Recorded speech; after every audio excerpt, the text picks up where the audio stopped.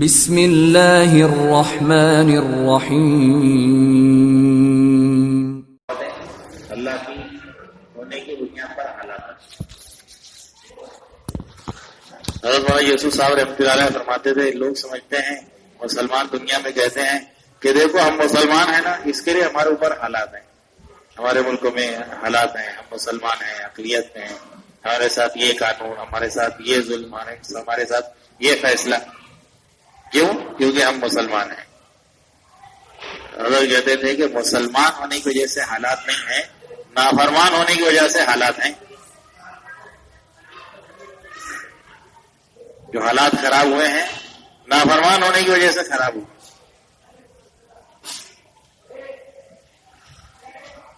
تو اللہ کی نافرمانی اطاعت سے کیسے بدلے؟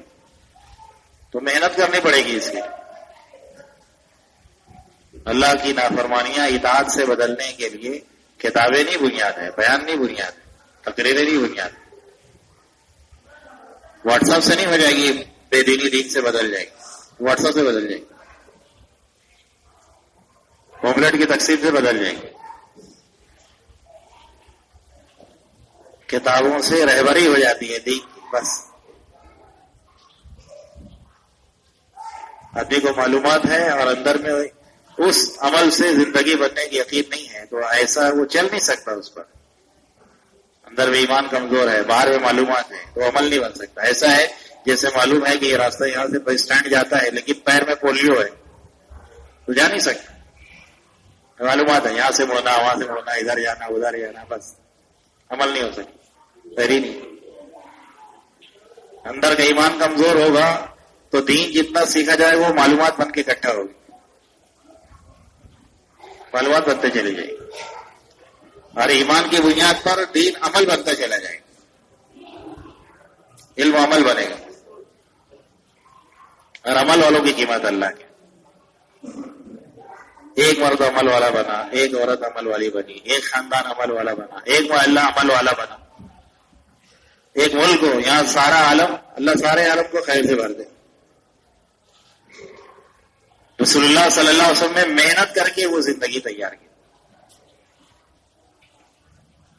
اس کے لیے اکثر ایسے لوگوں کے درمیان ہمارے نبی صلی اللہ علیہ وسلم بھیجے گئے جو پڑھنا لکھنا جانتے ہی نہیں تھے۔ ہمارے نبی خود پڑھنا لکھنا نہیں جانتے تھے، امید تھی، تاکہ لوگ یہ نہ سمجھے کہ یہ دین پڑھائی لکھائی سے زندہ ہوگا، پڑھ لکھ کر آئے گا، ایسا صلاحیت کی وجہ سے دین زندہ ہوتا ہے، ایسا نہیں۔ جاہلوں کے درمیان بھیجے گئے جو وحشی طریقے کی زندگی گزارتے تھے، درندے کی جیسے زندگی گزارتے تھے، ایسے کے درمیان میں ہر اعتبار سے زرخیز علاقہ نہیں، تہذیب و تمدن نہیں، حکومتی نظام نہیں، ایجوکیشن نہیں، ملک و مال نہیں، عہدے منصب نہیں۔ آج مسلمان کامیابی تک پہنچنے کے جو ذرائع اور اسباب سمجھتا ہے وہ سب کٹے گئے۔ رسول اللہ نے اپنی محنت وہاں پر زندہ کی، اس محنت سے ایسے انسان بنے کہ انسان کو انسان بنانے کے آج جتنے نعرے ہیں، آج جتنے ذرائع ہیں، اسباب ہیں، اس کے باوجود انسان حیوان بن گیا۔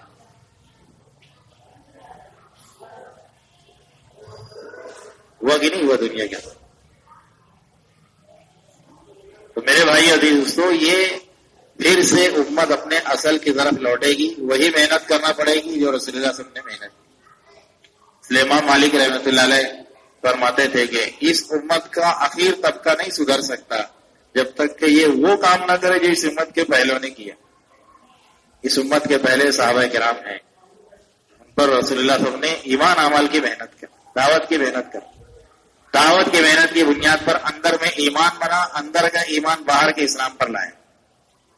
جیسے اندر کی پیاس پورے جسم کو مٹکے کی طرف چلا دے، اندر کی بھوک کی طرف کچن روم پہ کی طرف چلا دے، اندر میں نیند کی طرف بسترے کا مطالبہ کر دے، ایسے ہی اندر میں ایمان کا بننا یہ باہر کے اسلام کو کھینچے گا۔ آنکھوں کا اسلام، کان کا اسلام، زبان کا اسلام، لباس کا اسلام، تجارت کا اسلام، زراعت کا اسلام۔ اگر اندر میں ایمان نہیں بنا تو پھر اسلام آنکھوں سے نکل کے، آنکھوں کی آیتیں نکل کے تحریر میں جائے گی، کانوں کا دین نکل کے بیان میں جائے گا، لباس کا دین معلومات میں جائے گا، تجارت کا دین کتابوں میں چلا جائے گا. رسول اللہ صلی اللہ علیہ وسلم والی محنت سے کتابوں کا دین زندگیوں میں آ گیا. ہر زمانے میں اللہ کا یہ ضابطہ. میرے بھائی عزیز دوستو، اللہ نے حضرت مولانا الیاس صاحب رحمۃ اللہ علیہ کے ذریعے سے پھر وہی محنت دعوت کی شروع کروائی دنیا میں، اور بھٹکتی انسانیت کو عملی اسلام سمجھنے کا موقع ملا. جماعتوں کی جلد فرت سے، جماعتوں کی نقل حرکت سے عملی دین آیا. عملی دین دنیا میں زندہ ہوا. ہر کوئی متفکر ہوا ایمان کے بنانے. بے نمازی نماز کی طرف دوڑے. غیر جاننے، غیر عالم علماء سے سیکھ کر اپنی زندگیوں کا دین سیکھا. جا کر مجلسوں میں بیٹھ کر مولانا یہ بتاؤ، مولانا یہ بتاؤ، مفتی صاحب ایسا بتاؤ. امت نے دین کے سیکھنے کا رواج پڑا. غیر جاننے والوں کے نسلوں میں علماء اللہ نے پیدا کر دیے، حفاظ پیدا کر دیے، مفتیات پیدا کر دیے، ٹیچر، پروفیسر، جج، وکیل، ڈاکٹر. ایسے شعبے والوں میں اولادوں کو دین الہی کی طرف چلانے کا رواج پڑا. یہ دعوت کی برکت سے. اللہ کو سال ہو جاتا، مہینے گزر گئے، سارا دن گزر گیا، کبھی تسبیح نہیں پڑے. دعوت کی محنت کی برکت سے ذکر کی اتنی محنت ہوئی کہ دنیا میں اللہ نے ذکر کو عام کر دیا اپنے فضل سے. اخلاق کو اللہ نے دنیا میں زندہ کیا، اخلاص کو زندہ کیا. امت کا جان مال جو ضائع ہو رہا تھا وہ ٹھکانے لگا. آج بھی دیکھو جو محنت سے کٹے ہوئے ہیں مال کہاں لگ رہا ہے. سوچو جوانوں کی جوانی کہاں لگ رہی ہے، مالداروں کا مال کہاں لگ رہا ہے. ہر آدمی خود سوچ لے. اللہ نے وقت کی نعمت دی ہے، وقت کہاں لگ رہا ہے. لیکن دعوت کی محنت کی برکت سے دنیا میں امت کے جان مال ٹھکانے لگے. اللہ کو راضی کرنے والے اعمال پر لگے. اللہ کی نافرمانی والے اعمال سے جان مال وقت بچا. امت طلب پیدا. آج سے 15-20 سال پہلے کا ماحول دیکھ لو. مالیگاؤں کے اندر تہوار کے موقع پر، مختلف مواقع پر کتنے پروگرام نافرمانیوں کے ہوتے تھے. آرکیسٹرے ہوتے تھے، میوزک ہوتی تھی، ڈانس ہوتا تھا، گانے کی مجلسیں آراستہ کی جاتی تھی، گانے والے گانے والیاں معزز ہوا کرتی تھیں. آج اللہ نے اس کی محنت کی برکت سے امت میں دین کی باتوں کو سننے کا مزاج پیدا ہوا. جگہ جگہ جلسے ہو رہے ہیں، دینی جلسے ہو رہے ہیں، دینی مجلسیں ہو رہی ہیں. اہل اللہ کی آمد ہونے لگی، لوگ ان کی باتیں سننے لگے، فائدہ اٹھائے، زندگیوں کو بدلے. 20 سال پہلے کا ماحول دیکھ لو. جو باشعور ہے سوچو ان سے کیا ماحول تھا. یہ دعوت کی برکت سے اللہ نے یہ ماحول تھا. علماء کی عزت دل میں آئی، عظمت دل میں اتری، علموں کی قیمت دل میں اتری. مفتی شاکر صاحب پونا والے یولا کے اندر ایک دفعہ اجتماع تھا. اس میں بتا رہے تھے کہ ہمارے یہاں پونا میں ایک انجینئر کا تبادلہ ہوا. ملنے میں آئے رہے تھے، ہم ملاقاتیں کرتے تھے تو اس گھر میں گئے، سلام دعا ہوئی، پتہ چلا نیا آدمی آیا رہنے کے لیے. اس سے ہم نے سلسلہ بڑھانا شروع کیا، تعلق بنایا. تو معلوم ہوا کہ کسی دیہات میں رہنے والا تھا جہاں کوئی دینی ماحول نہیں، کچھ نہیں پتا کیا ہے. اس کی بے دینی کا حال سامنے آیا تو حکمت کے ساتھ اس کو متوجہ کیا. تعلیم کے اندر اس کی گھر والی آتی تھی، اس طرح عورتوں کے ذریعے سے اس کی عورتوں کو اعمال میں جوڑے، مردوں اس کو مسجد کے اعمال میں جوڑے. تو وقت لگایا، پھر اسے اللہ نے 4 مہینہ بھی لگوا دیا. تو ایک دن میرے پاس آ کے پوچھنے لگا کہ مفتی صاحب، میں جس کمپنی میں کام کرتا ہوں وہ اسلام مخالف کمپنی ہے، اور ٹائم ٹیبل اس کا ایسا ہے کہ ظہر کی نماز کے لیے مجھے باہر نکلنے کی اجازت نہیں. میں تو کبھی جمعہ بھی نہیں زندگی میں پڑھتا تھا، ہدایت نہیں پڑھا. اب یہاں کے ماحول میں وقت لگایا تو اللہ نے مجھے نمازی بنا دیا. تو جب میرے سامنے 2 راستے ہیں، یا تو ظہر کی نماز قضا کر دوں، یا ادا کرنے کا یہ طریقہ ہے کہ میں اپنے ہینڈ بیگ میں کچھ اخبار رکھ لیتا ہوں، رتی پیپر رکھتا ہوں، اور جو کمپنی کی بیت الخلا ہے نا وہ کافی بڑی ہے. بیت الخلا کی حاجت کے بہانے سے اس میں جاتا ہوں ظہر کے وقت میں, اس کو دھوتا ہوں, صاف کرتا ہوں, خشک کر کے ردی پیپر بچھا کے پھر اس پر مسلح بچھا کے بیت الخلا میں ظہر کی نماز میں ادا کرتا ہوں. تو مفتی صاحب آپ مجھے یہ بتائیے وہ میری نماز ہوگی یا نہیں؟ اندر میں جب بات اترتی ہے دعوت کی محنت سے تو آدمی مخالفت کے ماحول میں, قانون مخالف ماحول کے اندر یوں دین پر چل لیتا ہے. سارے راستے سہولت کے ہیں, اندر میں کوئی طلب نہیں ہے, نہیں چلے گا آپ کے دین پر. سعودی کا شہزادہ آیا بنگلے والی مسجد نظام الدین میں دلی مرکز میں, کہنے لگا کہ میں ایسی محنت دیکھنے کے لیے آیا ہوں. ہندوستان میں کون سی محنت ہے جس سے لوگ اپنی مرضی سے دین کو لاگو کرتے ہیں, اسلام کو لاگو کرتے ہیں, قانون نہیں. ہمارے یہاں کا اسلام قانونی اسلام ہے. نماز وقت میں پولیس گھومتی ہے, بے نمازی ہو تو ڈنڈے سے پٹائی کرے, جیل میں ڈال دیں. چوری کا گراف کم ہے ہاتھ کاٹنے کی وجہ سے, زنا کا گراف کم ہے سرے ہم گردن اڑا دینے کی وجہ سے.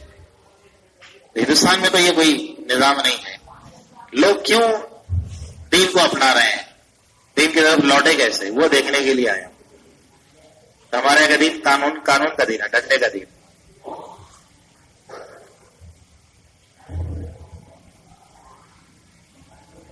تو میرے بھائی عزیز دوستو, یہ محنت کا نتیجہ ہے. جب محنت ہوگی تو اللہ تعالیٰ دین میں چلنے کی حقیقی طلب پیدا کرے گی.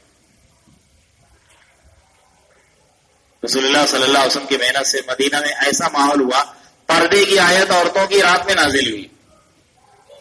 پردے کی آیت کا حکم رات میں آئے, اور اس زمانے میں اس وقت تک عورتیں مسجد میں آ جایا کرتی تھی, بعد میں منع ہوا. تو صبح کی نماز کے اندر جو عورتیں آئی ہیں مسجد میں سب چادر میں لپٹی تھی. ایسا معلوم ہو رہا تھا ان کے سر پر کالے کوے بیٹھے. وضع حکم رات میں آئے اور دن میں عمل میں آ گئے. ایسی محنت کا ماحول, اللہ کی بات اللہ کے بندوں تک بندیوں تک پہنچانے کا ایسا مزاج بنا تھا کہ حکم رات میں آیا, رات میں اس کی دعوت ہونی چاہیے. گھر میں جا کے دعوت چلی اور صبح وہ عمل بن گیا.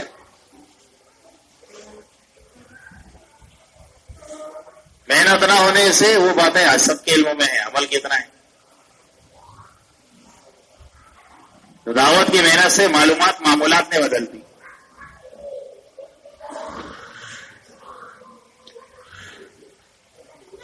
ہماری جماعت ہم لوگ کویت کے اندر تھے, ایک عرب صاحب مذاکرہ کر رہے تھے, کہنے لگے کہ دیکھو قرآن نازل ہوا ہے مکہ اور مدینہ میں, اور قرآن کی اشاعت پیداوار چھپائی کے سب سے زیادہ ترکی سے ہوئی, اور قرآن کے قاری سارے عالم میں سب سے زیادہ مصر میں واقع ہوئے. اور قرآن جس زندگی کا مطالبہ کرتا ہے وہ زندگی کون سی محنت سے زندہ ہوگی. اس زمانے میں ہندوستان سے بنگلے والی مسجد سے وہ محنت اٹھی. یہ اربوں کا بیان ہے, اربوں کے تاثرات. عرب جماعتیں آتی ہے, کہتے ہیں کہ دیکھو جب ہم یہ کام ہم کر رہے تھے تو ہمارے یہاں سے دین سارے عالم کے اندر جا رہا ہے. مولانا عمر پالن پوری رحمۃ اللہ علیہ بیان میں بتاتے تھے کہ ہم لوگ مصر کے اندر جماعت میں گئے تو ہندوستان کے لیے جماعت بنائی. تو ایک آدمی کی بیوی ضرورت تیز ترار تھی, اس نے کیس کر دیا کورٹ میں. ہندوستان سے کچھ لوگ آئے, اغوا کر کے لے جا رہے ہیں میرے شوہر کو, کورٹ میں بلانا ہے. عدالت میں گئے, جج نے کہا کہ کیوں آئے, تو مولانا نے حکمت سے بات سمجھائی کہ دیکھو ہندوستان کے لوگ پتھر کے درخت کے پجاری تھے, بتوں کے پجاری تھے, جانتے نہیں تھے اللہ کون ہے, اللہ کا رسول کون ہے, جنت جہنم کیا ہے, کیوں پیدا ہوئے ہیں, ہمیں کچھ نہیں پتا تھا. تمہارے یہاں کے لوگ اسلام کا درخت آگے ہندوستان میں لگائے,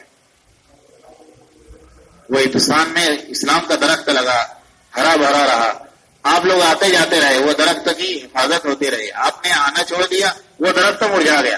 پھر سے مسلمان مرتد ہونا شروع ہو گئے, دین سے نکلنا شروع ہو گئے. عملی ارتداد آیا, لسانی زبانی ارتداد آیا, اعتقادی ارتداد آیا. ہم تمہارے ملک میں اس لیے آئے ہیں کہ وہ شجرکاری ہم نہیں جانتے, آپ کو ہم لوگ لینے کے لیے آئے کہ چلو وہ درخت کو پھر سے ہرا بھرا کرو. تو جج بڑا متاثر ہوا. تو عربوں کا تاثر ہے کہ جب یہ محنت ہم کر رہے تھے تو ہماری نسلوں سے اسلام دنیا میں چل رہا تھا.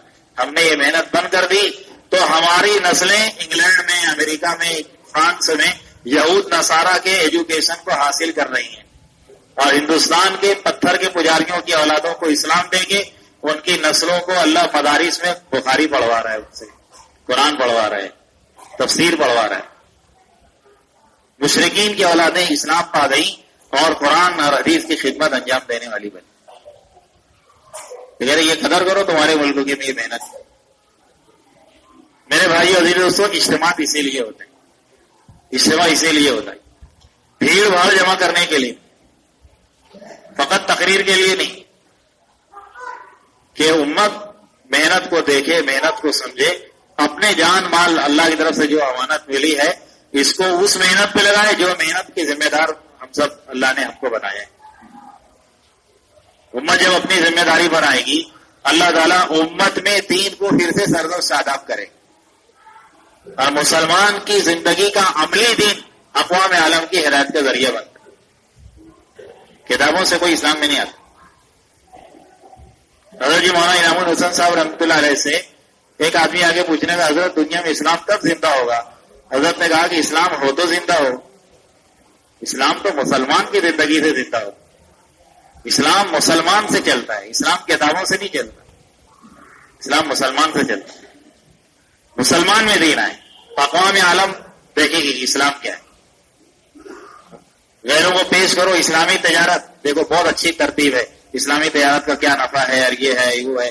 غیر مسلم کو دو کتاب اسلامی تجارت، اور عمل میں آگے مسلمان کی دکان پر آگے دیکھے اب بورڈ لگائے بیچا ہوا مال واپس نہیں لیا جائے گا. اسلامی تجارت میں لگا ہے بیچا ہوا وہ مال واپس لیا جائے گا.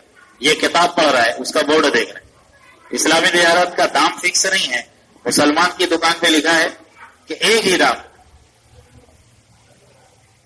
تو کتاب میں اسلام، مسلمان میں اسلام نہیں.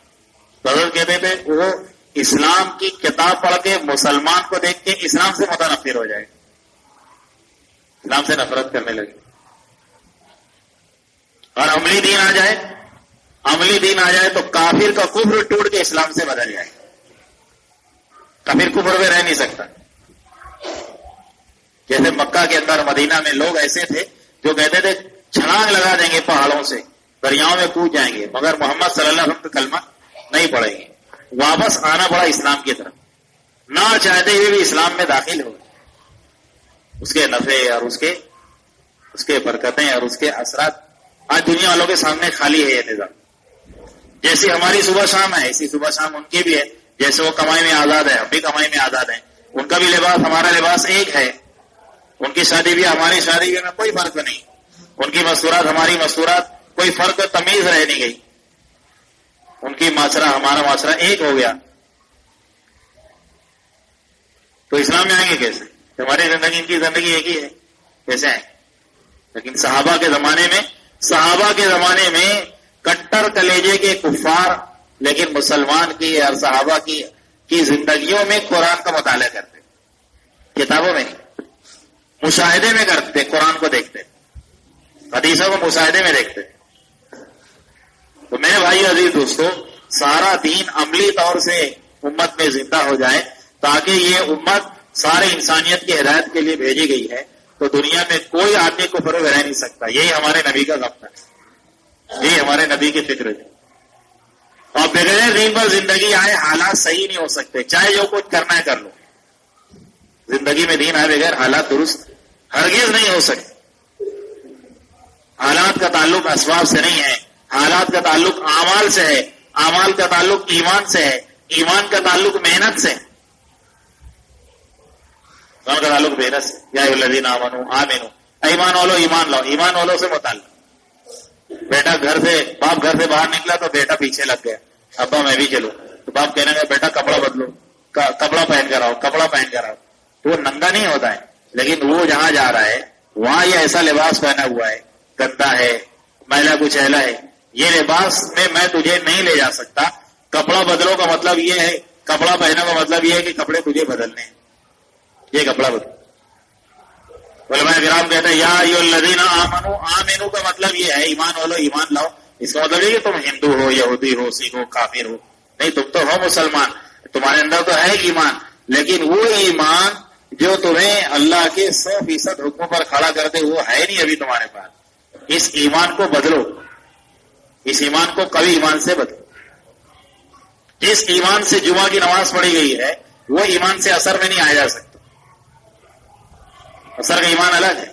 جس ایمان کے پاور سے ایسا پڑھی گئی ہے اس ایمان کے پاور سے فجر نہیں پڑھی جا سکتی. فجر کا پاور الگ ہے، وہ جس کے پاس ہے وہی آئے گا فجر میں، جس کے پاس نہیں ہوگا وہ ہوگا بسترے میں.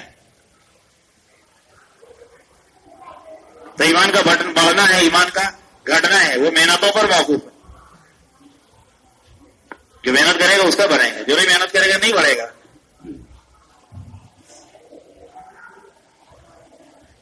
اللہ کے احکامات کچھ آسان ہیں، کچھ درمیانہ ہے، کچھ تھوڑا ہارڈ ہے، مشکل ہے. تو جو پاور کا ایمان ہوگا اس پاور کا دین زندہ ہوگا، ورنہ باتیں ہی باتیں ہوتے رہی. ایک آدمی دسترخوان سے آواز لگائے، بھائی ذرا پانی دینا، تو دینے والے گلاس میں دے گا. وہ آواز طہارت خانے سے لگی، بھائی پانی نہیں آ رہا پانی دو، تو تھوڑا سا پیمانہ بڑھ جائے گا. بیت الخلا سے آواز لگائی، بھائی ذرا پانی دینا، آ نہیں رہا ہے، تو پیمانہ اور بدل جائے گا. وضو خانے سے آواز لگی، بھائی نہیں آ رہا ہے، تو اب لوٹے میں دینا پڑے گا. نہاتے نہاتے آواز لگایا، پانی نہیں آ رہا ہے، غسل خانے کا، اب لوٹے سے نہیں چلے گی بات، اب تو بالٹی دینی پڑے گی، بڑا برتن دینا پڑے گا. اب سارے مسجد والے مطالبہ کرنے لگے، ارے بھائی پانی ختم ہو گیا، تو اب وہ بالٹی بھی نہیں چلے گی، وہ پانی کی ٹانکی چلے گی. بھائی متولی صاحب کہاں ہیں، بھائی انتظام کرو، دیکھو سارے لوگ وضو سے باقی ہیں. اب تو ٹینکر منگانا پڑے گا. محلے والے ڈیمانڈ کی ہے، اب ٹینکر کی ضرورت نہیں ہے، اب تو بڑی پانی کی ٹانکی اس میں آنا پڑے گا. اب ٹانکی والوں کا ڈیمانڈ ہے تو ڈیم والوں سے مطالبہ کرنا پڑے گا. اب ڈیم کا بھی مطالبہ ہے تو اب اللہ سے مطالبہ کرنا پڑے گا، استسقا پڑھ کے، اللہ بارش برسا دے. جیسی ضرورت ہو اس پاور کا پیمانہ بدل جاتا ہے اس کو پورا کرنے. نماز پڑھنے کا ایمان کا پاور الگ ہے، روزہ رکھنے کا الگ ہے، تراویح پڑھنے کا الگ ہے، حج کرنے کا الگ ہے، لباس کے اوپر آنے کا ایمان کا پاور الگ ہے، حرام کمائیوں سے حلال کی طرف چلنے کا پاور الگ ہے، تقوی پر آنے کا پاور الگ ہے. اللہ کا مطالبہ ہے، یا ایھا الذین آمنوا ادخلوا فی السلم کافہ، مفہوم ہے ایمان والوں پورے اسلام میں آ جاؤ. اور جس کے پاس جتنے پیمانے کا ایمان ہے وہ ادا کرے گا. نماز کہے تو نماز، نہیں تو روزہ پھر پردے کے پیچھے کا رمضان گزرے گا، ہوٹلوں میں پردے کے پیچھے کا احتکاب. پھر تراویحیں چھوڑ کے سیزن کی طرف جائیں گے اگر پاور نہیں اندر میں ایمان. وہ ماحول کا اسلام ہے کہ پھر عید کا چاند دیکھتے ہی سارے بھاگے، امام مسلم اس پیچھے چلا جاتا، وہ ڈھونڈنا پڑتا ہے کہاں گئے بھائی مسلی. پہلی سب کا جھگڑا بھی نہیں ہوتا، تکبیر اللہ کا جھگڑا بھی نہیں ہوتا. ارے بھائی دھیرے بات کرو، میں قرآن پڑھ رہا ہوں. ارے بھائی تمہاری فضائل اعمال کی تعلیم مت کرو، میں ہوا بھی پڑھ رہا ہوں. سمجھ نہیں ہے، طلاق و تذیب پڑھ رہا ہوں، تمیز نہیں ہے، وہ ڈھونڈنے سے بھی نہیں ملے گی کہاں گئے. اور اندر میں ایمان بنے تو اللہ جو حکم دے دے پورا ہو جائے. تلوار لٹکے تو تلوار کا خوف نہیں ہے، حکم پورا ہوگا. آج حکومت نے قانون نہیں بنائی ہے کہ تمہیں یہود نصارہ کا لباس پہنا، مسلمان اپنے اختیار سے لایا یہود نصارہ کا لباس. آج قانون نہیں ہے گھروں میں ٹی وی لانے کا، حکومت نے نہیں قانون بنایا، خود مسلمان گھر میں ٹی وی لائے. آج قانون نہیں ہے کہ موبائل میں یہ نہیں دیکھنا ہے، خود مسلمان دیکھ رہا ہے. حکومت کا تھوڑی قانون ہے کہ کیوں یہ گناہ وجود میں آ گئے، اندر کا ایمان گھٹ گیا تو باہر کا گناہ بڑھ گیا.